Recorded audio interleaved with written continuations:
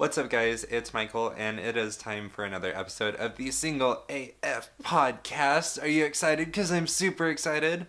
Today, I wanted to talk about being single for the holidays. Over Thanksgiving week, I kind of planned to be alone and, get some things done. I needed to drive for Uber, I needed to get a whole lot accomplished in a very short period of time because money just kind of became an issue very suddenly. I ended up on Grindr and coincidentally met a guy who was down here in El Paso to visit his family. He's from Denver and he has a beard, so I'm already sold. We ended up spending a whole bunch of time together, and unfortunately he is, I think when this video goes up, he's going to be on his way back to Denver, and I guess we'll find out if I ever see him again. But yeah, that was a nice way to spend Thanksgiving for me. It was like I got spent about 5 days or so pretending like I wasn't alone for the holidays. It was great. But if you are alone for the holidays, like I'm going to be for Christmas most likely,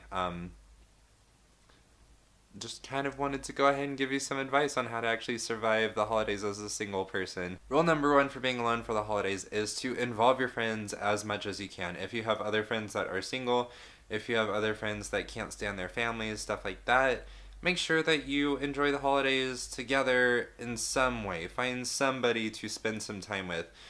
Drink hot chocolate by the fire, or make fun of Christmas songs, or go shopping for weird sex toys or something. Just find some kind of joy that you can have that's somewhat holiday related so that it's not just a terrible time all around. Number two for surviving the holidays alone, pretend that it's summer. So I like sunshine and tank tops and excitement, and when everybody feels free and single and you get to go out whenever you want and dance with people, dance the night away, stuff like that. I try to incorporate as many of those great activities, going outside, going for hikes, swinging at the park, stuff like that, as I can throughout the entire year. Number three, have a lot of projects. So I've got a lot going on. I've got this YouTube channel, my blog, writing for different publications, freelance writing for Medium, and designing t-shirts, and on top of all of that, trying to promote all of that. So honestly, I don't have a lot of time to feel bad being single. I don't have a lot of time to feel like I'm alone or like I'm lonely or anything like that. I don't have that kind of energy. I don't have that kind of time.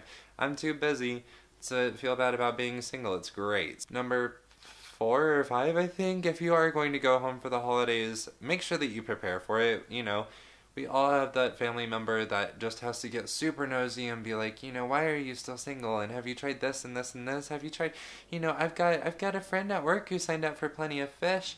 And I mean, if a 50-year-old frumpy, sad secretary who just wears depressing cat sweaters can find a husband, surely so can you.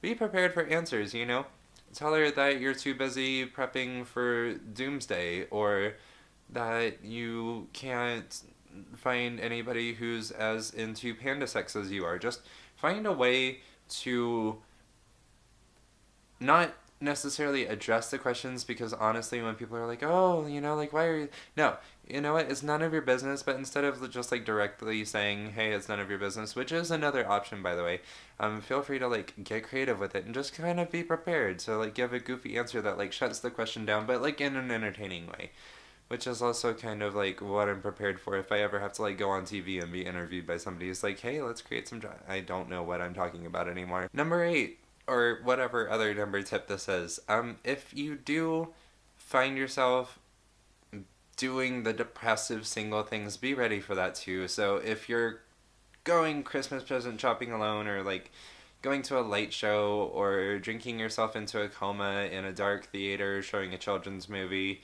on your own on Christmas Eve, not that I've ever been there before, definitely, you're going to get looks of judgment, and you're going to get looks of pity, and there are going to be people that are out there that feel bad for you.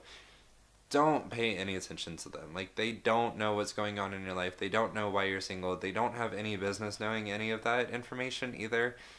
Just sort of encourage people to mind their own business. It's great. By the way, there's a t-shirt for that too. I'm going to link it down below. It says currently minding my own business. I highly recommend that you get it. Also get the hashtag single AF sweatshirt. It's gonna be great. Okay guys, that's all for this episode, mostly because I have no idea how this is going to turn out, and I think I have an hour to get this uploaded or something like that. So Thank you all for watching and for listening. For those of you on SoundCloud, make sure that you do check out my YouTube channel. It's available as well. I make other comedy videos too. It's great. If you're watching on YouTube, make sure that you click that subscribe button and be ready for more episodes of the Single AF podcast, because I talk about dating and relationships and being single every single Monday. It's like super exciting.